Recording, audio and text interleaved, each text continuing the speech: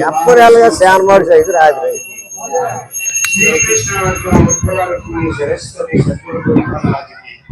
శ్రీధర శివరామ దీక్షత భాగవత కృష్ణ దుర్గానంద రామారాయ సదానంద సద్గురు బ్రహ్మరాజుకి శ్రీనారాయణం సమేత సురానంద సద్గురు బ్రహ్మరాజుకి శ్రీ దశరథనందన శ్రీరామచంద్ర సద్గురు బ్రహ్మరాజుకి గురు బ్రహ్మ గురు విష్ణు గురుదేవ మహేశ్వర గురు సాక్షాత్ పరబ్రహ్మ తస్మై శ్రీ గురువే నమః.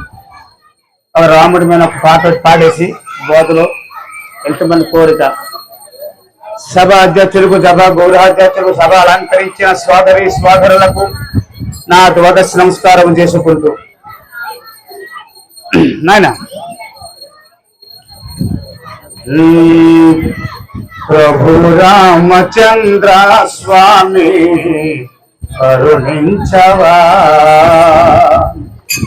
ప్రభు రామచంద్ర స్వామి కరుణించవా,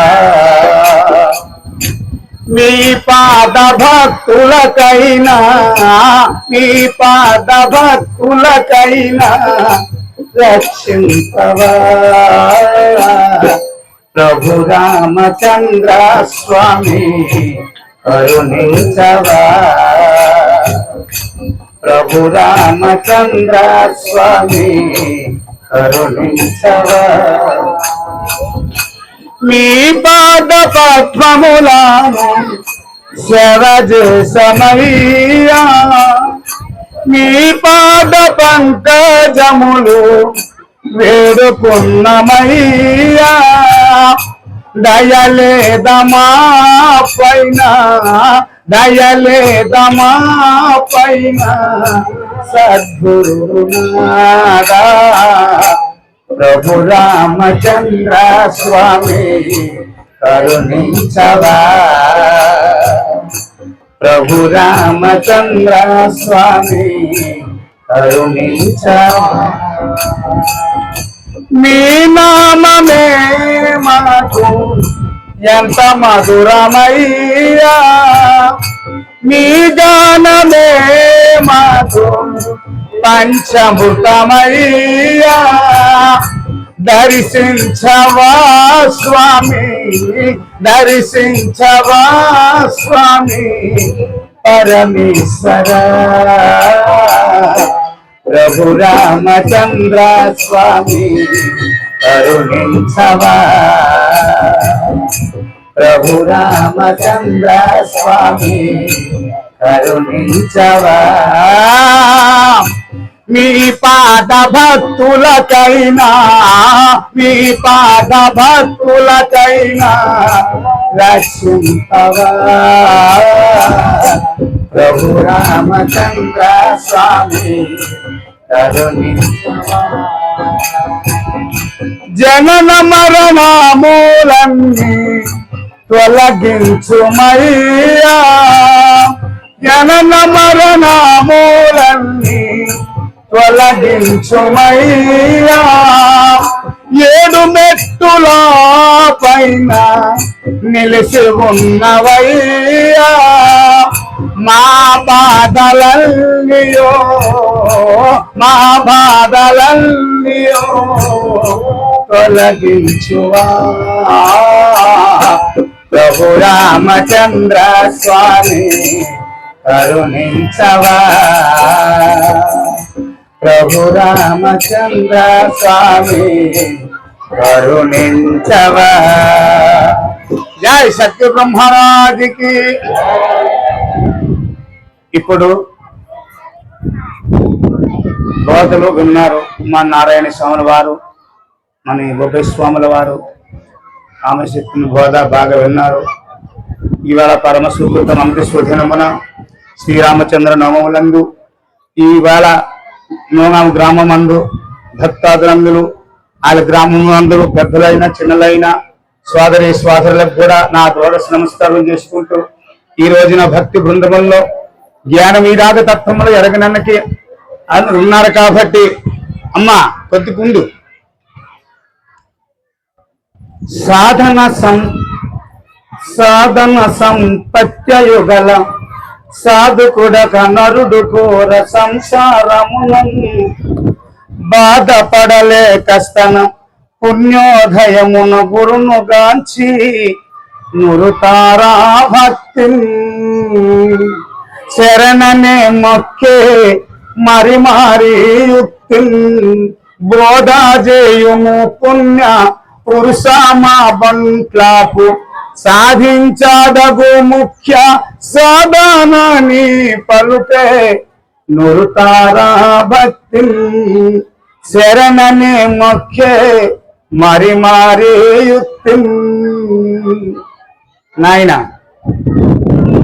ఆ గురువు దగ్గరికి వెళ్ళాలంటే సాధనం కాదు, సాధన సంపత్య గల అంటే సాధన సంపత్తి అర్థమేమి చిన్న మాటలు కాదు. సాధన సంపత్తి అంటే నిత్యానిత్య వివేక వస్తువులు, హియామూత్ర ఫలభోగ విరాగములు, సమాధి సత్య సంపత్తి ముముక్షతములు, సాధన శక్తిష్ట సంపత్తి, బ్రహ్మనిష్ట స్తోత్ర గరిష్ఠుడై సద్గురుమురు దగ్గరికి చేరినారు ఎవరు? అద్వైతమత్మంతా తెలుసుకున్నట్టు వారు. అద్వైతమంతా తెలిసి అన్ని సాధనలు ఇప్పుడు చెప్పిన ఉపనిషత్తులు భగవద్గీతాలు సాధనలో చేసి ఏమన్నారు? ఘోర సంసారమునందు బాధపడలేక సన పుణ్యోదయమునంటే ఎన్ని సాధన చేసుకొచ్చినాను స్వామి. గురువు దగ్గరికి వెళ్ళాడు. ఏ గురువు దగ్గరికి వెళ్ళాడంటే అన్ని సాధనలు తెలిసినట్టు వాడు పరిపూర్ణ గురువు దగ్గరికి పోయినాడు. ఆ గురువు దగ్గరికి వెళ్ళి స్వామి ఇన్ని సాధనలు చేసుకొచ్చినానే, మీ దగ్గరికి వస్తే మరి మీ దగ్గర ఏమి సాధన ఉందా అనంటే ఏమేమి సాధన చేసుకొచ్చావు నాయన నాకు చెప్పము, నీ సాధన ఏమేమి సాధనలు చేస్తున్నావంటే నన్ను తెలుసుకుంటాను. కాబట్టి అప్పుడు అంటున్నాడు స్వామి, పురాణాలు యాధాలు శాస్త్రాలు ఉపనిషత్తులు అన్ని తెలుసుకున్నాను, ఆత్మస్వరూపం నేను తెలుసుకున్నాను. ఋగ్వేదం పఠించినాను, విజ్ఞాన బ్రహ్మం నేనే పఠించినాను, యజుర్వేదం పఠించినాను, తత్వస్య బ్రహ్మము నేనే వెరిగినాను, సామవేదం పఠించినాను, తత్వస్య బ్రహ్మము ఎరిగినాను, ఐమాత్మ బ్రహ్మం తెలుసుకున్నాను, అధర్వవేదం ఎరిగినాను, ఐమాత్మ బ్రహ్మం నేను తెలుసుకున్నాను, ఉపనిషత్తులు తెలుసుకున్నాను, విజ్ఞాన బ్రహ్మం ఎరిగినాను, ఎన్నో ధర్మాలు తెలుసుకున్నాను, ఉపనిషత్తుల్లో పంచకోశం విలక్షణంగా తెలుసుకున్నాను, సృష్టికి ప్రకృతిగా విలక్షణంగా తెలుసుకున్నాను, ఎన్నెన్ని వేద పురాణాల శాస్త్రాలు కూడా తెలుసుకున్నాను స్వామి. చతుర్వేద మహావాక్యములో నేనే బ్రహ్మమని తెలుసుకున్నాను, ఉపనిషత్తుల భాష్యములో ఊహించి వెతికి నేనే బ్రహ్మమని తెలుసుకున్నాను, మంత్రశాస్త్రము మయములెరిగి నేనే బ్రహ్మమని తెలుసుకున్నాను, యోగ శాస్త్రాలను ఊహించి వెతికిన నీవే బ్రహ్మ నేనే తెలుసుకున్నాను స్వామి. మీ దగ్గర సాధన ఉందా? అన్ని సాధనలు అన్ని తెలుసుకున్నాను. ఘోర సంసారానికి వీడలేదు అంటే సంసారం అంటే ఘోర సంసారం అంటే ఏంటి నాయన? సంసారం అంటే ఏంటి? ఘోర సంసారం అంటే ఏంటి అమ్మ మనం తెలుసుకోవాలి. సంసారం అంటే ఏంటి?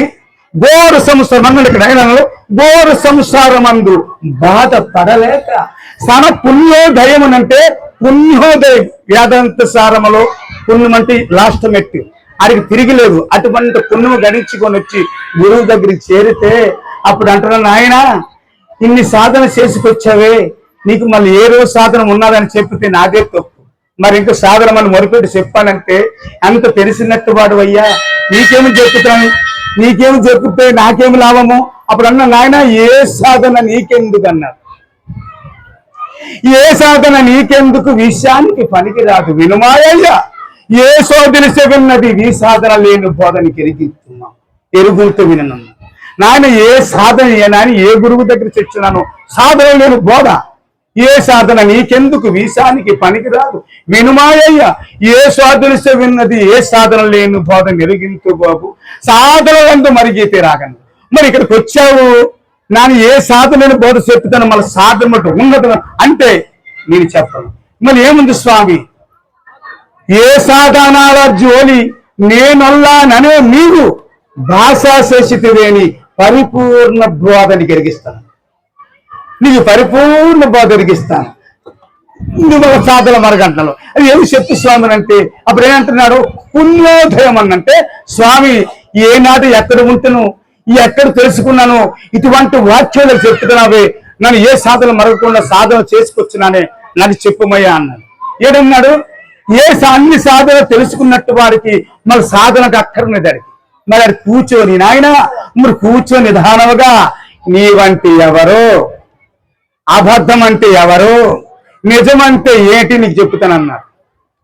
నాయన నిజమేదో అబద్ధమేదో నిత్యము అనిత్యము అంటే నిత్యం అంటే ఏది అనిత్యం అంటే ఏంటి? నిత్యం అంటే గురువు చెప్పిన పరిపూర్ణ పరబ్రహ్మ స్వరూపము, నా గురువు చూపించిన దైవ స్వరూపము. అనిత్యం అంటే శరీరము అనిత్యము, నా శరీరం ఆత్మలు అనిత్యమే. తెలుసుకున్నప్పుడు తెలుసుకోకపోతే ఇది నిజమే. తెలియపోయినంత వారికి నేనే నిజమని నీకు బాధ పెడుతుంటారు అన్నాడు కదా. ఘోర సంసారం అని నీకు బాధ పెట్టేతుంటారు. ఎప్పుడైతే నువ్వు నీ స్వరూపం తెలుసుకున్నావో ఈశ్వరూపం అంటే ఈ ప్రపంచం అంటే ఎటువంటిదని తెలుసుకోవాలి. స్వస్వరూపం అంటే నేను ఆ స్వరూపము తెలుసుకోవాలి. పరిపూర్ణ దర్శనం అంటే పరిపూర్ణ దర్శించుకుంటే ఇది నిత్యము అనిత్యము నీకు తెలియబడతాయి. మరి ఇది సాధన శక్తిష్ట సంపత్తి కూడా మనం తెలియకపోయినప్పుడు అన్ని నిజమే కనిపిస్తాయి, నిజమైనట్టే కనిపిస్తాయి, గ్యారంటీవి. అదేప్పుడు తెలుసుకుంటావో అడిగే సాధన అక్కర్లేదు. ఏ అనిత్యం అంటే నా శరీరము ఇప్పుడు చూడండి, బాల్యంలో అనిత్యం అయిపోయింది, యవనంలో అనిత్యం అయిపోయింది, గౌరవంలో అనిత్యం అయిపోయింది, ఊర్ధములో అనిత్యం అయిపోయింది. నా తాత పోయినాడు, నా అమ్మ పోయినాడు, అందరూ పోతే ఉన్నారు. మళ్ళీ ఏ నిత్యము నిత్యం అనేది ఎక్కడున్నాయా? వాళ్ళ గురించిన భద్రనాథ రామశాస్త్రాలు అన్నారు ఆయన నిత్యం అంటే ఎటువంటిది? ఆ నిత్యం ఎలా ఉన్నదంటే సృష్టికి పూర్వంబు సృష్టికి పరమందు సృష్టి ఉన్నప్పుడు సృజను లేక సకల దేశంబుల సకల కాలంబుల సకల వస్తువుల చంచలము లేక ప్రదక్ష్యముల పంచమూర్తరముల 4 మూలల మీద నడుము కింద అచలమై సత్యమై ఆద్యంత శూన్యమై పరిపూర్ణమై బట్టబయలుగాను ఏకమై ఏదియుండును అదియు కేవలాత్మ రమ్య గుణధామ భద్రాదిరామ పరశురామ నరసింహదాస సంరక్షతవ అన్నారు. నాయన అది ఎలాగున్నదంటే సృష్టికి పూర్వము, సృష్టి లేనప్పుడు కూడా ఉండే ఉంది. సృష్టి ఉన్నప్పుడు, నేనున్నప్పుడు, నా తాత ఉన్నప్పుడు, నా అమ్మ ఉన్నప్పుడు, నా మునితాత పోయినప్పుడు ఆయనకి ముందే ఉన్నది. ఇది ఇప్పుడు వచ్చింది ఎక్కడి నుంచి? ఆయన సృష్టికి పూర్వము, సృష్టి ఉన్నప్పుడు, సృష్టికి పరమందు, సృష్టి ప్రదక్షిణములు 4 మూలల. 4 మూలలు అంటే పూర్వము, దక్షిణము, పశ్చిమము, ఉత్తరములు 4 మూలలు యందు నడుము కింద, నీ కింద, నీ మీద, పక్కన అన్ని కాలంలో అది నిండే ఉన్నది నాయన. ఇది ఎక్కడున్నది? ఇక్కడే ఉన్నది. మరిపోతే ఇక్కడ కనిపించదు. ఆయన గురించి అనిత్యమని తెలిసింది కాబట్టి నిత్యానిత్యములు వివేక వస్తువులు ఎప్పుడు కలిగి ఉన్నావో అటువంటి వాడికి సాధన అక్కరలేదు. అటువంటి వాడికి ఏ సాధన చేసినా లాభం లేదు. సాధన చేసా ఏ సాధన చేసిన లాభం అయ్యా? గురువాక్యములు, గురువు చెప్పిన వాక్యములు, గురువు చెప్పిన తత్వాలు సాధించుకో, నేర్చుకో, సాధన చేయి. ఆయనకి మళ్ళీ సాధన, మళ్ళీ ఆయనకి మించిన సాధన లేదు. జ్ఞాన సాధన అంటే అర్థం ఏంటి? గురువు గారు చెప్పిన వాక్యములే జ్ఞాన సాధన. అయ్యా గురువు గారు ఎంగిలే, అయ్యా గురువు గారు ఎంగిలి తింటారయ్యా. గురువు గారు ఎప్పుడు చూసావా? గురుపాదం నీళ్ళు తానమ్మా, తీర్థం అందుకనమ్మా, తీర్థం అందుకనమ్మా, తీర్థమేమ్మా, గురు తీర్థం రోముడు తీర్థం తాగేశాము. ఆ తీర్థం ఎక్కడికి వెళ్తుంది ఆయన? ఆ తీర్థము హృదయం వెళ్ళి మూత్ర వల్ల నాకు పోతాది. గురుపాద తీర్థం. గురుపాద తీర్థం అంటే ఇప్పుడు ఎప్పుడు చెప్తున్నావు? ఇప్పుడు చెప్పిన వాక్యాలు ఇప్పుడు ఇదే తీర్థాలు. ఈ తీర్థం ఎప్పుడు ఎల్లప్పుడు పుచ్చుకుంటావో నీ హృదయములు అంటే వంచుకుంటావు. అయ్యో నా గురువు గారు చెప్పిన వాక్యములు నిత్యానిత్య వివేక వస్తువులు, నిత్యానిత్య వివేక వస్తువులు అన్నాడు. యామూత్ర ఫలభోగ విరాగములు, సమాధి శతక సంపత్తులు, ఇటువంటి మానవులకి ఆయన 4 వాక్యములలో నేనే బ్రహ్మను తెలుసుకున్నప్పుడు మనం అనుకుండాలి. అయితే 4 విజ్ఞాన బ్రహ్మం అన్నారు. ఋగ్వేదము, జతుర్వేదము, సామవేదము, అధర్ణ వేదం. 4 వేదాలు, 4 మా వాక్యము. 4 మా వాక్యములు అంటే ఇవల్ల అద్వైతములో నేర్చుకున్నంత వాక్యములు మా వాక్యముల పేరు రావాలి. వాక్యములు అంటే వేదాంతము, నన్ను చదవను. వేదాంతము ఒక్కటి చేయలేకపోయి ఇన్నెన్నో పురాణాలు, వేదాలు ఎన్నో రాసుకుని పోతా. ఇది గురించిన నా గురించిన ఎన్నో రాసుకుపోతుంది. అయినా పూర్తి కాదు.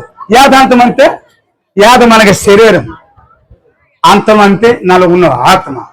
ఈ 2 ఇప్పుడు ఒకటి చేసుకుంటావో ఏకాంతం పూర్తి అయిపోయినాను. ఆయన గురించినే చిన్న ఉపమానం ఏమన్నారంటే, కొందరు మతస్థులు అద్వైతములు దీని గురించిన ఇది వేరు ఆత్మ వేరు, ఆ 2 భిన్న భిన్నులే ఉంటున్నవి. ఆ భిన్నులతోటి మనకు దేవుడు మనకి ఏదో ఉన్నాడయ్యా అన్నారు. మనం బలి శాస్త్రాలు అమ్ముతాం, తొండ శాస్త్రాలు అమ్ముతాం, ఎన్నెన్నో కళా శాస్త్రాలు, ఎన్నెన్నో శాస్త్రాలు అమ్ముతాం. నీవు పరమాత్మ స్వరూపం అంటే నమ్ముతారయ్యా. నీవే పరమాత్మ స్వరూపం అన్నారు కదా. ఇప్పుడు ఏంటన్నాను, చతుర్వేద మహావాక్యములో నీవే బ్రహ్మము, బ్రహ్మ నీవే అనేసి. అది నేనే బ్రహ్మమునా? గురువు గారు పెడతాను. నాయన ఎక్కడ లేదు నాయన బ్రహ్మము, నీవయ్యే ఉన్నావరా. నానే అనుకున్నాను ఎత్తి మాత్రగా ఉన్నానంటే అప్పుడు కోటి గురువు గారు పెడతాను. నాయన ఉపనిషత్తు భాష్యములు బాగా చదువురా, అది నీ స్వరూపం వస్తారా నాయన అన్నారు. మంత్రశాస్త్రములు బాగా చదువురా, అది నీ స్వరూపమే రా అని అన్నారు. యోగి శాస్త్రములో ఉక్తి సాధించిన నీవే బ్రహ్మవు, నేనే బ్రహ్మం అయినప్పుడు నీకేం భయము? అయ్యా నేను దేవుడినా, నేనే బ్రహ్మమునంటే అలాగ కానని ఇక్కడ బెదిరిపోతాను కానీ నీవే బ్రహ్మం అన్నప్పుడు శ్రీకృష్ణ పరమాత్మ అన్నారు కదా, అన్ని ప్రాణజీవులల్లా నాలోనే ఐక్యమత్యమైపోయి నువ్వు కూడా అంటావు. నువ్వు కూడా అన్ని శక్తిమంతుడివే. అదే ఆడలోనే ఏంటి ఐక్యమన్నాడు అంటారు శివ. ప్రకాశమానవకు దయగలిగిన వాడు, శాంతి మొదల మా గుణములు కొడుకు పెట్టయిన వాడు, పరిపూర్ణ ప్రకాశంతో వెలిగిన వాడు, శాంతి మొదల మా గుణములు కొడుకు పెట్టయిన వాడు, శబ్దము మొదలకు విశేష గుణములు లేనివాడు, నిర్మలు ఉండినవాడు, శబ్ద మొదటికి అంతగా వ్యాపించి ఉండినవాడు, సాక్షాత్ మహాలక్ష్మీదేవికి సంతోషపరుచు శ్రీకృష్ణ పరమాత్ముడు గురుస్వరూపం సేవించి ఏకభావంతో పొందుతున్నాడు అన్నారు. ఏమి గురించిన మాట? నాయనా నీవే బ్రహ్మస్వరూపం అయినవరా నాయనా. అప్పుడు బాగా తెలుసుకున్నప్పుడు ఎప్పుడు వచ్చింది? ఘోర సంసారం తప్పించిన మార్గం మన దగ్గరికి వస్తున్నది. ఏంటి సంసారం అంటే? ఇప్పుడు మనం పిల్లడుకున్నాము, ఎన్ని డబ్బులు తెచ్చుకున్నా అమ్మ బాగా బతికిద్దామా, మన పిల్లలు కట్టమా, పిల్లలు కానీ బాగా సంసారం కట్టుకుంటాం, మంచి ఇల్లు కట్టుకుంటామా, మంచి బంగారం చేసుకుంటామా, అన్ని ఇల్లు కలిసేది. ఇది చిన్న సంసారం. ఇదైతే ఈ సంసారం అన్ని జీవులు కనపడిన వారికి నచ్చ జీవులు అసలు అన్ని చేసుకుంటున్నారు. కానీ ఘోర సంసారం అంటే నేను ఎవరను? నేను మోక్షాతీత కలిగినట్టు వాడనా, మోక్షానికి అతీతము తెలుసుకున్నట్టు వాడనా, నేను అతీతంగా ఉన్నట్టు వాడనా, నేనే బ్రహ్మమున తెలియనంత వారికి ఈ సంసారంలో మునిగేతుంటారు. మనకి ఘోర సంసారం అంటే మనకి ఎంతమంది పిల్లయ్యా? నీకు ఎంతమంది పిల్లలు? కాదు అవి 2-3 అంటే మన భార్య భర్తలు పెళ్ళాడినప్పుడు మనకి ప్రతి ఒక్క జీవికున్నాం 25 పిల్లలు. 25 పిల్లలైనా జ్ఞాత, మనసు, బుద్ధి, చిత్తం, అహంకారం, జ్ఞానేంద్రియములు. ఆయన ప్రాణేంద్రియములు సమాన, యాన, ఉదాన, ప్రాణ, అపాన, ఇవి ప్రాణేంద్రియములు. జ్ఞానేంద్రియములు శ్రోత్ర, తొక్కు, జీవ, రస, జ్ఞానం, ఇవి జ్ఞానేంద్రియములు. విసింద్రియములు శబ్ద, స్పర్శ, రూప, రస, గంధం, వాపు, పాని, పాద, మన 25 మంది పిల్లలు ప్రతిరోజు మనకి సంకల్పంలో ఉంచుతారు, ప్రతిరోజు మనకి సంచలనంలో ఉంచుతాయి. దీనికి ఎరగాలంటే ఈయనతో ఈ డబ్బుతో ఎరగనేది, ఈ డబ్బు ఎంత కూడిచ్చేసినా ఇవి ఎరగనేది. ఏంటి ఎరగనేమంటే ఆ లోన్ ఉన్నావు కాబట్టి, ఆ లోన్ ఉన్నప్పుడు గురువే కావాలి. ఆ గురువు చెప్తాడు నాయన ఆయన గురించి వీరబ్రహ్మ స్వామి సిద్ధయ్య దగ్గరికి వెళ్తాడు. బ్రహ్మస్వామి ఈ 33 కోటి దేవతలు, ఈ మా దేవతలలో ఇంత చిన్న శరీరంలో ఉన్నాడు రా నాయన అన్నారు. ఎలాగున్నారు అంటే 33 కోటి అంటే ఈ శ్వాత్ర, తొక్కు, జీవ, రస, జ్ఞానం, సమానయాన ఉదాహరణ చెప్పుకుని ఒకటి వెళ్తే జ్ఞాతకి కోటస్థుడు అధిపతి, మనసుకు చంద్రుడు అధిపతి, చిత్తముకి బుద్ధికి బృహస్పతి అధిపతి, చిత్తకి క్షేత్రంగిని అధిపతి, రుద్రుడికి అహంకారం అధిపతి, ఒకటి చెప్పుకొచ్చేవాడికి నాలోనే ఉన్నది వల్ల ఈ పరమాత్మ స్వరూపుకి సేవ చేసేదానికి నాలోనే అన్ని ఉన్నావని అప్పుడు తెలిసి సిలిండర్ అయిపోయి అంటే మరి అది వినేది మళ్ళీ అక్కడికి అక్కడ పోనేది ఒక నిలిపారు. ఆనాడు వివేకానంద స్వామి రామకృష్ణ పరమహంస స్వామి అని దేవుడు చూడాలని అన్నారు. ఇంత చిన్నవాడు దేవుడిని చూస్తారా? ఇంకా మళ్ళీ నాకు అది దేవుడికి చూడాలి. ఆయన అష్ట సిద్ధులు చెప్తాను అవి నేర్చుకున్నాడు. అష్ట సిద్ధులు చెప్తాడికి ఉంటాదో లేదో గ్యారంటీ ఇవ్వగలుగుతావా స్వామి అంటే అన్న గ్యారంటీ ఇవ్వలేదు. సరే అన్నాడు.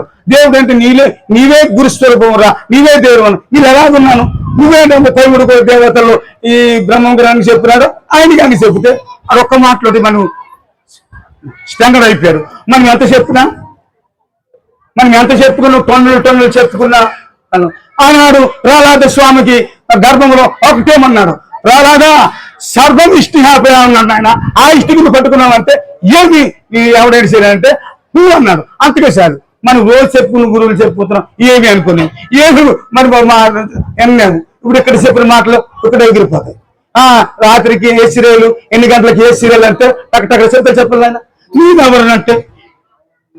నేను ఎవరినంటే నా సంగతి నాకు తెలియదు. ఆ బుర్రకథలు, ఆ సినిమాలు, ఆ ఉప్పు ఇప్పుడు ఎంతమంది ఉన్నారు నూనెలో ఎంత పెద్ద ఉన్నారు. ఇక్కడ ఒక సినిమాలు తెలిసి ఒక రికార్డ్ పట్టే కోళ్ళు చూడడానికి తావే ఉండిపోతుంది. ఈ జ్ఞానము అవుతున్నది ఇదే దేవసభ, ఇదే బ్రహ్మ జ్ఞానం. ఈ జ్ఞానంలో ఎవరికి నన్ను కేవలం రాదు. దేనికంటే ఈ మాయ ప్రభావం అటువంటిది. మాయ అంటారు కదా, మాయ వెట్టిదో మాయ పొదుమోదులు పడదంట మొదలు కొరదం ఇచ్చనివ్వదు. ఆ మాయ ఎవరు? మాయ అంటే ఏంటి? మాయ అంటే ఏంటమ్మా? మాయ నీవే. మాయ అంటే నీవే. ఎందుకు నీవంటే ఇప్పుడు ఉన్నాను లేకపోతే చేస్తుందని మాయ అయిపోయాడు. అది నిజమైన వస్తువు ఎప్పుడు కదా, అది అబద్ధం కాదు, ఉన్నది ఉండే ఉంటుంది. అది వేస్ట్ కదా అనుకుంటుంది. సూరులలో, నరులలో, గిరిలలో, స్థరులలో, చెరులలో, హరులలో, కరులలోను, పూలలో, పూలలో, రాలలో, రోలలో, నేలలో, తేలలోను, వడ్లలో, బుడ్లలో, చీమలో, దోమలో, కోమలోను, వడ్లలో, బుడ్లలో, వడ్లలోను అఖిలమై ఉన్నది. అదే కేవలాత్మ అన్నారు. అన్ని వస్తువులు ఉండే ఉన్నది. అది ఏ వస్తువులమైనా ఈ పరమాత్మ స్వరూపమే. ఆ పరమాత్మ అన్ని ప్రాణుల్లో ఉండే ఉన్నది. ఆ జీవులు ఎరగనేవు. ఏమి ఎరగనేవు? అవి ఎరగనేవు కాబట్టి చీమకి ఇచ్చాడు దివ్య జ్ఞానం, కుక్కకి ఇచ్చాడు బ్రహ్మ జ్ఞానం, కోడికి ఇచ్చాడు కాల జ్ఞానం, మానవుడికి ఇచ్చాడు సర్వజ్ఞానం. కోడి సంగతి తెలుసుకుంటారు, కుక్క సంగతి తెలుసుకుంటారు, ఈ సీమ సంగతి తెలుసుకుంటారు, సర్వముచుడు అన్ని తెలుసుకుంటారు. ఆయన గురించినే జ్ఞానస్వరు అన్ని సర్వం ఎరగడానికి నీకు ఇచ్చాడు. నీకు ఇచ్చిన ఎలాగుండాలి? మనం ఒక్కనాడు ఆయన మారుతున్నామా? ఏం మారుతున్నాడు ఆయన? ఇప్పుడు చూడు, మన వీరబ్రహ్మ స్వాముల వారు బ్రాహ్మణులు పండితులు ఎతరకు వస్తే ఖండించి పడేసాను. మనం ఏం చేస్తున్నాం? మన బ్రాహ్మణులకి మనం గురుపుత్రులు నమ్ముతున్నాము. మరి ఏం లాభము? ఇప్పుడు మనకి సేవ చేసుకున్నామా? గురుపుత్రుడు బలము మీకు ఇంక తెలియబడదు. ఇది దైవ సంపద. ఈ సంపద అంతా గడుచుకున్నట్టు వాడు అది ఎవరికి బెదరడు, ఎవరికి వదరడు. నేను గురించిన కర్మ సంపద కదా, కోట్లు ఉన్నా కదా, పేదబడిన నలితో బతికితుంది. జ్ఞాన సంపద గడుచుకున్నట్టు వాడు అంత జ్ఞాన స్వరూపంగా ఉంటాడు. కాబట్టి ఎప్పుడైనా నిత్యాన్ని వేరుకు వస్తువులు అన్నప్పుడు ఏ సాధన నీకెందుకు నాయన, వీసానికి పనికిరాదు. ఇట్టు వారికి తెలిసినట్టు వారికి అది సాధన అక్కరేలేదు. అప్పుడు ఆయన గురుదేవ ఇత్తికనంటే నేదు నాయన, నువ్వు శుభ్రముగా నిమ్మతగా సులభ కనురెప్ప పోటులో అందించినట్టు నీకు మార్గం చూపుతున్నాను. ఏదంటే అప్పుడు అంటున్నాడు, శరణాగతుడు శిష్యుడు. అప్పుడు శరణాగతుడు అయ్యాడు. ఎవరు? నేను అనుకో, ఆ గురి దగ్గరికి శరణాగతి. శరణాగతుడు శిష్యుడు కరుణామృత దుష్టు చేత గనుమోదమును ముప్పరగణ ముదుమాఖ్యములను పరమదయాలున్న గురుడు భక్తావినమనును సంశయమింకా బాధింపాదగును పరిపూర్ణమొక్కటిలే నిరుకాని ఒకటుండు పరిపూర్ణ మెరుకాల నెరిగి హెరుకను మాను భక్తావినమనును సంశయమింకా బాధింపాదగుడు. నాయన భగవద్గీతల్లో ఈ ఆత్మకి శాస్త్రార్థుడు అని పేరు పెట్టాను. వశిష్ఠ యోగములో ఆత్మ అని పేరు పెట్టాను. ఇంకొకరు జ్ఞానం అని పేరు పెట్టారు. మా ఈ శివరామ దీక్ష సిద్ధాంతములో అన్నిటి వెరుగుతున్నాడు కాబట్టి ఎరుక అని పేరు పెట్టారు. అన్నాను కదా, ఎరుకంటే అన్నిటి వెరుగుతున్నాను కాబట్టి ఎరుక అని పేరు పెట్టాను. దేనికి? ఈ ఆత్మకి. మనం కొంత ఆడాతడు ఎరుకని అంటున్నాడు, ఆడ ఆత్మ అంటున్నాడు, ఆడ శాస్త్రాజ్ఞ అంటే మనం కల్పిస్తే కదా అంత ఒకటే. అలా ఇటు రామయ్యన్న, ఇటు భీమయ్యన్న, ఆడ అంకయ్యన్న అంత ఒకటే. ఒకదానికి ఇన్ని పేర్లు పెట్టుకుంటారు కాబట్టి ఒక స్వరూపం మనం రావాలి. అప్పుడు అంటుంది ఆయన పరిపూర్ణం ఒకటి ఉన్నది, లేనెరుకని ఒకటి ఉన్నది. అది ఎటువంటిది? పరిపూర్ణం ఎరుకల అని ఎరిగి ఎరుకునమాను. అది ఎట్టి మాత్రం ఉన్నది స్వామి అంటే అప్పుడు అంటున్నాడు గురుదేవ పరిపూర్ణం ఎట్ట అది ఎట్లాగున్నది? తానే ననక నిండిన దానికి పేరి అడిగడవులు అడంటాడు గురువు గారు. బయలు తానే నన్ను సునియద నేనెవ్వరు లేని వెరుకవు అంటే అప్పుడు తెలిసిపోయింది. అప్పుడు జ్ఞానంలో అంటే ఇప్పటికి ఒక్కో మాట్లాడ అందుపుచ్చుకున్నట్టు ఓహో నేను లేని వాడినా, నేను లేని వెరుకున్నట్టు అప్పుడు స్వామి నేనేనా నేను లేను కదా, నేనేనా నేను లేకపోయిను వెనుక తానుండే కదా నుంటే దానెట్లా నెరిగేదవు. ఊరి నాయన ఉండినా లేదే అనుకురా, నేనే లేనని అంటినాయంటే లేదే లేవేస్తుంది. ఓహో ఇటు మాత్రం ఉన్నది స్వామి. గురుదేవ మరింక మీదకలు చెప్పమని అంటున్నాడు. ఎరుకైన రీతియుండును ఎరుగను చెక్కముటనుసు ఎన్నో వినినను ఎరుకకు ఎరుక దుర్లభమ సొమ్మి ఏ యొత్త బయలు ఎరుకకే నెరుక నెరుగాను బయలు తిరగాదు వరగాదు పెరగాదు తరగాదు కరగాదు మరగాదు తిరగాదు మురగాదు ఆయుత్త బయలు ఎరుకకే నెరుక నెరుగాను బయలు. మనం దేవుడికి ఎరుక మనమే ఎరగాలి, మనమే ఎప్పుకోవాలి. కానీ అది మనకి ఎరగదు, మనమే ఎరిగి లేకపోవాలి. అది ఎట్లాగున్న స్వామి మూలుగుచ్చిన సందు లేకను ఉన్న యథార్థమును గానలేకను ఉన్న యథార్థము గానలేకను వృధా ప్రాంత విహితముల సదాత్మరహితము సదా పూర్ణవై కదలక మెదలక నిదానశీలు ఉన్నప్పుడే ఏ పరిపూర్ణం ఎటువంటి దాని, నేను ఎటువంటి దాని, నేనే బ్రహ్మని ఎటువంటి తెలియబడతాడు. దాని గురించినే ఒక్క తెలివైనట్టు వాడు తెలివి తక్కదానికి పెళ్ళాడాడు. పెళ్ళాడిన తర్వాత కోటికి 2 కోట్లు గడిచాడు, ప్లాట్కి 2 ప్లాట్లు గడిచాడు. ఓ చెప్పడం లేదు స్వామి అయ్యా చాలా గడిచాడు, నా భార్య తెలివి తక్కదానయ్యా, అది కానీ తెలివైన దాన్ని దగ్గర గడిచింది. రోజు అందరి దగ్గర చెప్తూ భార్య చూసింది. బట్టలు సర్చుకొని సూటికి అమ్మగారికి వెళ్ళిపోయింది. ఏమో వెళ్ళుతుంది అనుకుని ఆగాడు. 6 చూశాడు, వచ్చినాడు. ఏమా నీకు ప్లాట్లు తక్కువ చేశానా, కోట్లు తక్కువ చేశానా, భూములు తక్కువ చేశానా, ధనము తక్కువ వెళ్ళిపోవచ్చావంటే పోవయ్యా, నన్ను రోజు తెలివి తక్కువ అన్నావు, నేను ఇప్పుడు పెరిగినాడు. 6 తెలిసిపోయింది. అంటే అర్థమేంటి? ఎన్నెన్ని మతస్థములు ఏరు నేను ఆత్మ ఏరో నేను వేరని రాసుకొని పోతే ఏ అదాంతం పూర్తి కాదు, నువ్వు సుఖపడనేవు, ఆనందంగా ఉండనేవు. జై బలో సద్గురు బ్రహ్మరాజుకి. అయిపోతాను.